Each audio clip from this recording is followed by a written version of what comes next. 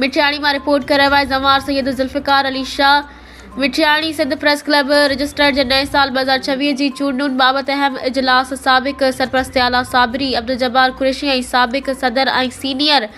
सहाफ़ी निज़ामुद्दीन मशहूरी जी निगरानी हेठि थी गुज़रियो। जॾहिं त नए साल 2026 जे इजलास जी शुरूआत क़ुरान पाक जी तिलावत सां कई वई। चूंडुनि खे शफ़ाफ़ ऐं मुनज़्ज़म नमूने ऐं गॾियल राय सां नवां उहिदेदार चूंडिया विया, जिन में सरपरस्त आला निज़ामुद्दीन मशहूरी, नायब सरपरस्त आला साबरी अब्दुल जब्बार कुरैशी, सदर माशूक अली ख़ासकेली, सीनियर नायब सदर इफ्तिखार अली शाह, नायब सदर मेमल खान मस्तूई, नायब सदर अब्दुल जब्बार सेठार आई, general secretary Zamar Syed Zulfiqar Ali Shah, joint secretary Subhal Ali Mashoori, खजानची Mohammad Rafique Pahwar, information secretary Ejaz Ali Chandio, press secretary Fida Hussain Solangi, office secretary Syed Waqar Ali Shah ऐं executive committee chairman Waheed Ali ख़ासकेली